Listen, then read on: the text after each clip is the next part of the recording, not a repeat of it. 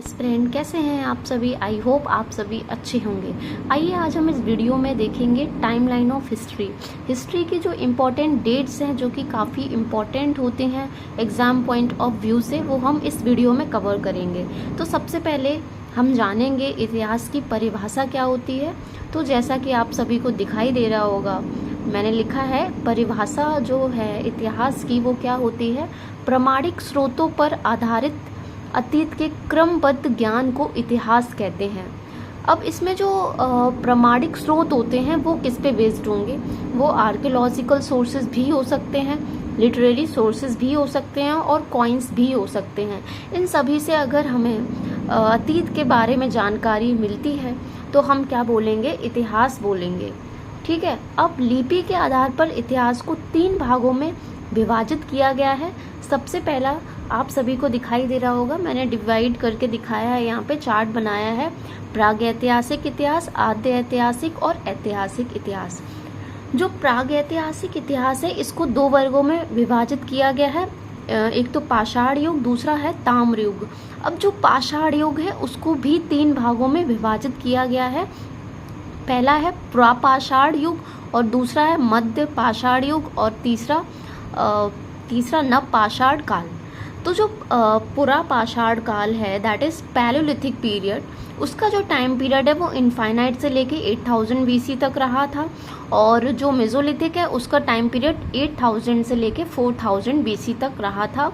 और तीसरा जो है नवपाषाण काल, उसका जो टाइम पीरियड रहा था वो 4000 से लेके 3000 तक। उसके बाद 3000 से लेके 2000 तक हम ताम्र युग में पहुंच जाएंगे।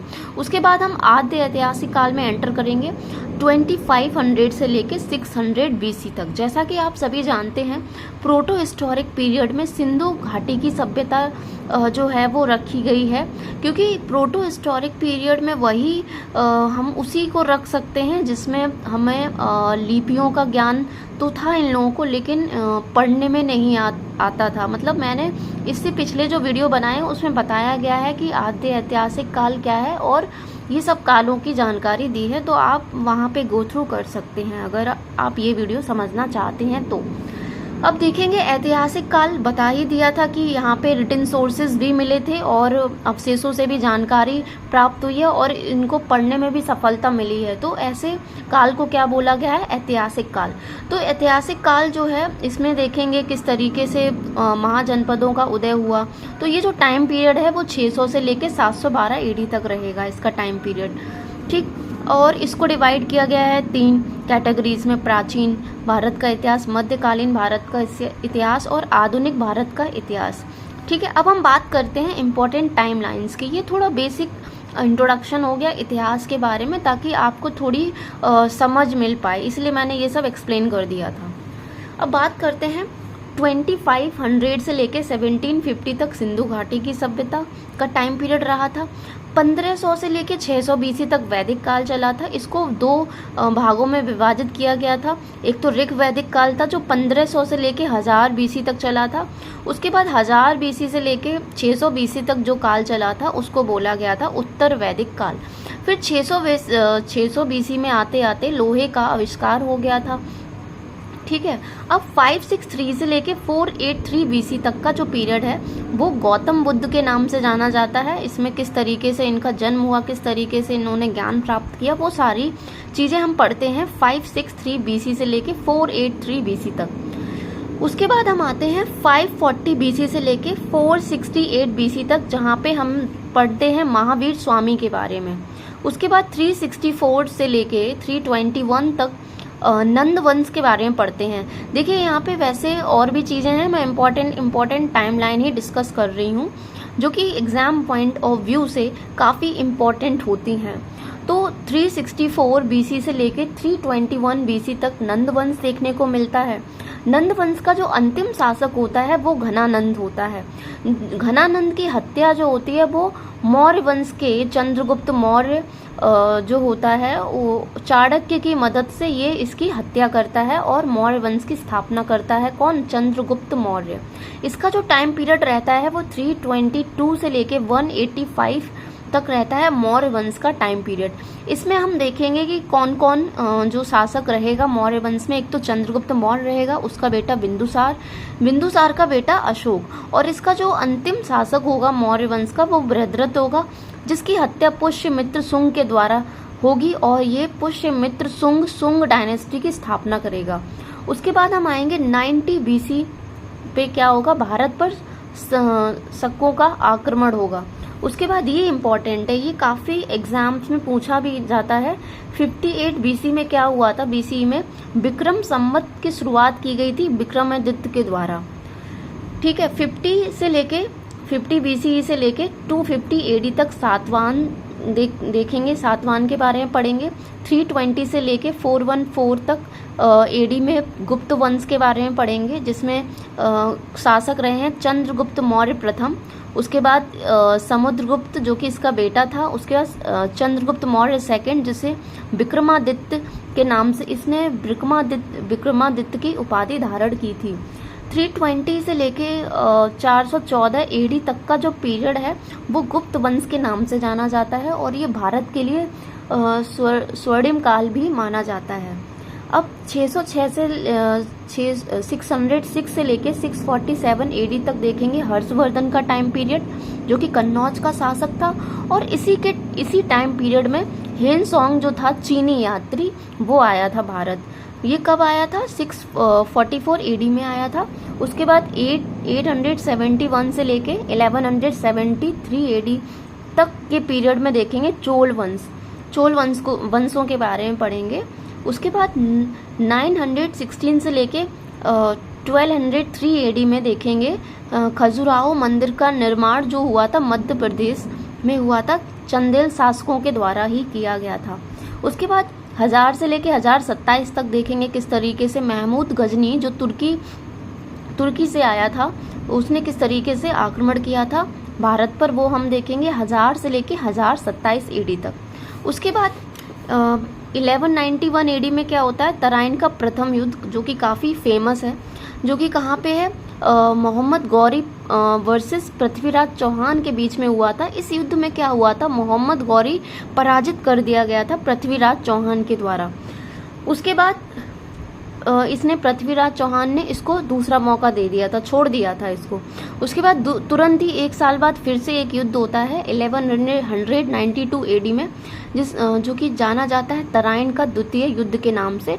इसमें क्या हुआ था, मोहम्मद गौरी की विजय हुई थी और पृथ्वीराज चौहान को मार दिया गया था मोहम्मद गौरी के द्वारा। उसके बाद सबसे इम्पोर्टेंट है 1206 से लेके 1526 AD, जो कि जाना जाता है सल्तनत काल। इसमें हम देखेंगे कि कौन कौन किसके बारे में अध्ययन करेंगे सल्तनत काल में। तो सबसे पहले सल्तनत काल की जो स्थापना करेगा वो कुतुबुद्दीन ऐबक करेगा, जो कि मोहम्मद गौरी का ही गुलाम होगा, ठीक है, और दामाद भी होगा। कुतुबुद्दीन ऐबक के बाद आएगा इल्तुतमिश, उसके बाद इसकी बेटी रजिया सुल्तान, उसके बाद बलवन जो कि जाना जाता है अपनी लौह रक्त की नीति से जाना जाता है। उसके बाद आएगा खिलजी वंश, जो कि चलेगा 1290 से लेके 1330 तक चलेगा। फिर तुगलक वंश आएगा 1320 से लेके 1414 तक चलेगा। सैयद वंश आएगा जो कि चलेगा 1414 से लेके 1451 तक चलेगा। फिर लोधी वंश आएगा जो कि चलेगा 1451 से लेके 1526 तक चलेगा। उसके बाद 1526 में क्या होगा, पानीपत का प्रथम युद्ध होगा, जो कि किसके बीच में होगा, बाबर के और जो बाबर होगा और इब्राहिम लोदी के बीच में होगा पानीपत का प्रथम युद्ध। इसमें क्या होगा, बाबर की जीत होगी और ये इब्राहिम लोदी को मारकर स्थापना करेगा मुगल काल की, या मुगल वंश की बोलेंगे, मुगल वंश भी बोल सकते हैं। तो मुगल वंश की स्थापना होगी पानीपत प्रथम युद्ध के बाद, जो कि कब होगी, 1526 में। अब हम बात करते हैं 1336 AD की, जो कि जाना जाता है विजयनगर साम्राज्य के नाम से, जिसकी स्थापना करते हैं हरिहर और बुक्का नामक शासक करते हैं इसकी स्थापना। 1498 AD में वास्को डी गामा जो होता है वो भारत आता है, कालीकट पर आता है। उसके बाद व्यापार शुरू होता है इनका पुर्तगालियों का 1503 में, ठीक है। ये आते हैं व्यापार शुरू करते हैं, कहाँ पे, सबसे पहले अपनी फैक्ट्री स्थापित करते हैं कोचीन में। उसके बाद 1556 में पानीपत का दूसरा युद्ध होता है अकबर और हेमू के बीच में, ठीक है। उसके बाद 1556 से लेके 1707 तक देखते हैं हम अकबर, जहांगीर, शाहजहां, औरंगजेब के बारे में। उसके बाद क्या होता है 1707 में इसमें मध्यकालीन भारत जो होता है वो फिनिश हो जाता है। उसके बाद हम एंटर करते हैं 1707 के बाद आधुनिक भारत में। ठीक है, अब हम बात करते हैं 1739 में क्या होता है। नादिर शाह जो होता है वो भारत पर आक्रमण करता है। नादिर शाह भारत पर आक्रमण करता है। उसके बाद हम देखते हैं इम्पोर्टेंट डेट 1757, 23 जून 1757 को क्या होता है, प्लासी का युद्ध होता है। किसके बीच में होता है, ईस्ट इंडिया की तरफ से रॉबर्ट क्लाइव और सिराजुद्दौला के बीच में जो होता है प्लासी का युद्ध होता है। इसमें सिराजुद्दौला जो होता है वो मारा जाता है और इनकी जीत होती है रॉबर्ट क्लाइव की। उसके बाद 60 में देखेंगे बांडीवास का युद्ध, जो कि ब्रिटिश ईस्ट इंडिया कंपनी और फ्रांस के बीच में होता है। इसमें क्या होता है, ब्रिटिश ईस्ट इंडिया कंपनी जो होती है वो सफाया कर देती है फ्रांस ईस्ट इंडिया कंपनी का। बांडीवास का युद्ध ये सबसे इम्पोर्टेंट है, ये SSC CGL में पिछली बार पूछा गया था। 1784 में टीपू सुल्तान और अंग्रेजों के बीच एक संधि होती है और 1784 में काफ़ी इंपॉर्टेंट चीज़ें हुई हैं। एक तो टीपू सुल्तान वर्सेस अंग्रेजों के बीच संधि भी हुई है और पिट्स इंडिया एक्ट भी आया है, और इसमें सर विलियम जॉन्स द्वारा एशियाटिक सोसाइटी ऑफ बंगाल की स्थापना भी की गई है। 1799 में मैसूर का युद्ध हुआ था फोर्थ, जिसमें टीपू सुल्तान की मृत्यु हो गई थी। उसके बाद 1803 से लेके 1805 में क्या हुआ था, सेकेंड आंग्ल मराठा युद्ध। उसके बाद 1853 में बॉम्बे टू थाने रेलवे जो है वो पहली रेलवे चली थी बॉम्बे टू थाने 1853 में, और फिर कलकत्ता से लेके आगरा तक डेवलपमेंट देखने को मिलता है टेलीग्राफ लाइन का। ठीक है, उसके बाद हम आते हैं 1857 की जो क्रांति है, रिवोल्ट ऑफ 1857 के नाम से जो जाना जाता है, वो शुरुआत हुई थी इसकी 10 मई से इसकी शुरुआत हुई थी। उसके बाद 1858 में क्या हुआ था, भारत जो था वो ब्रिटिश क्राउन के डायरेक्ट कंट्रोल में चला गया था। ठीक है, 1861 में आया था इंडियन काउंसिल एक्ट, और इसमें स्थापना हुई थी archaeological survey of India ASI। ठीक है, और इसी में आया था 1861, काफ़ी इंपॉर्टेंट डेट है क्योंकि इसमें इंडियन काउंसिल एक्ट जो है वो ब्रिटेन की संसद में पारित हो गया था। Archaeological survey of India ASI की स्थापना भी की गई थी 1861 में। इंडियन काउंसिल सर्विस एक्ट जो था ब्रिटेन में कंडक्ट किया जाता था, वो भी आया था 1861 में। 1875 में क्या हुआ था, आर्य समाज की स्थापना की गई थी दयानंद सरस्वती के द्वारा। दयानंद सरस्वती का जो एक नारा है, वेदों की ओर चलो या वेदों की ओर लौटो, ये भी दयानंद सरस्वती का जो नारा है वो पूछ लिया जाता है काफ़ी एग्जाम्स में। 1885 में क्या हुआ था, इंडियन नेशनल कांग्रेस की स्थापना की गई थी A.O. ह्यूम के द्वारा। उस टाइम पे जो भारत का गवर्नर जनरल था वो कौन था, डफरिन था। 1905 में क्या हुआ था, बंगाल विभाजन किया गया था लॉर्ड कर्जन के द्वारा। उस टाइम पे जो गवर्नर जनरल था भारत का वो कौन था, लॉर्ड कर्जन। 1905 के बाद फिर क्या हुआ था, 1905 के बाद स्वदेशी आंदोलन भी किया गया था बंगाल विभाजन के विरोध में, और 1906 में मुस्लिम लीग की स्थापना की गई थी ढाका में। 1907 में सूरत अधिवेशन हुआ था। सूरत अधिवेशन में क्या हुआ था, नरम दल गरम दल जो थे वो उनका विभाजन हुआ था। नरम दल और गरम दल में कांग्रेस का विभाजन हो गया था, नरम दल और गरम दल में। उसके बाद 1909 में मार्ले मिंटो सुधार आया था। ठीक है, 1911 में दिल्ली दरबार हुआ था, और इसमें जनगण मन जो है रविन्द्रनाथ टैगोर के द्वारा जो लिखा गया था वो पहली बार गाया गया था दिल्ली दरबार में। इसमें क्या किया गया था, 1911 में घोषणा की गई थी कि कलकत्ता से राजधानी दिल्ली स्थानांतरित की जाएगी। ये कब हुई थी स्थानांतरित, 1912 में हो गई थी, और उस टाइम पे जो वाइसरॉय था वो था हार्डिंग। अब 1914 नहीं होगा, यहाँ पे 15 होगा। 1915 में क्या हुआ था, गांधी जी जो हैं वो भारत आए थे दक्षिण अफ्रीका से, और 1914 से लेके 18 तक वर्ल्ड वार चल रहा था, प्रथम विश्व युद्ध चल रहा था जिसमें ब्रिटेन ने पार्टिसिपेट किया था। ये चीज़ याद रखनी है क्योंकि ये काफ़ी इम्पोर्टेंट रहेगी, ये आपको एक रेफरेंस प्रोवाइड करेगी काफ़ी स्थितियाँ समझने में। जब गांधी जी भारत आए उसके बाद किस तरीके से आंदोलन चले और किस तरीके से इसने भूमिका निभाई अपनी। अब 1916 में क्या हुआ, होम रूल की स्थापना की गई। बाल गंगाधर तिलक के द्वारा पूना में की गई थी और एनी बेसेंट के द्वारा मद्रास में की गई। और फिर क्या हुआ, लखनऊ पैक्ट हुआ कांग्रेस और मुस्लिम के बीच में, 1916 में ही हुआ था। 1919 में क्या हुआ था, मॉन्टेग्यू चेम्सफोर्ड सुधार हुआ था और खिलाफत आंदोलन जो है वो स्टार्ट किया गया था मोहम्मद अली और शौकत अली के द्वारा, और इसका नेतृत्व जो था वो महात्मा गांधी के द्वारा किया गया था। और रॉलेट एक्ट स्टार्ट हुआ था 1919 में। काफ़ी घटनाएं हुई थी, जलियांवाला हत्याकांड भी हुआ था। बैसाखी के दिन हुआ था अमृतसर में जलियांवाला हत्याकांड, जिसमें जनरल डायर ने गोलियां चलवाई थी। 13 अप्रैल 1919 में जलियांवाला हत्याकांड हुआ था। और इस कांड के बाद रविन्द्रनाथ टैगोर ने अपनी नाइटहुड की उपाधि जो है वो वापस कर दी थी, और काफ़ी जो नेता थे उन्होंने अपनी अपनी उपाधियां जो हैं वो वापस की थी इसके विरोध में। और उसके बाद फिर कमेटी का भी गठन किया गया था। जलियांवाला हत्याकांड के बाद हंटर कमेटी का भी गठन किया गया था। और उसके बाद 1920 में असहयोग आंदोलन जो है वो गांधी जी के द्वारा चलाया जाता है। फिर 1922 में क्या होता है, चौरी चौरा कांड की घटना हो जाती है। चौरी चौरा हत्याकांड की वजह से जो गांधी जी होते हैं वो अपना असहयोग आंदोलन वापस ले लेते हैं। फिर 1923 में क्या होता है, स्वराज पार्टी का गठन होता है चित्तरंजन दास मोतीलाल नेहरू के द्वारा। 1924 में क्या होता है, एचआरए की स्थापना होती है। 1925 में काकोरी कांड 9 अगस्त 1925 में होता है, जिसको अब जाना जाता है काकोरी ट्रेन एक्शन के नाम से। 1927 में क्या होता है, साइमन कमीशन ब्रिटेन में बन के तैयार हो जाता है और ये भारत आता है 1928 में। 1928 में क्या होता है, सैंडर्स की हत्या की जाती है भगत सिंह के द्वारा बटुकेश्वर दत्त के द्वारा सैंडर्स की हत्या की जाती है लाहौर की स्टेशन पर। 1929 में क्या होता है, भगत सिंह बटुकेश्वर दत्त के द्वारा सेंट्रल लेजिस्लेटिव असेंबली में दिल्ली में जो स्थित है वहाँ पे बम फेंका जाता है।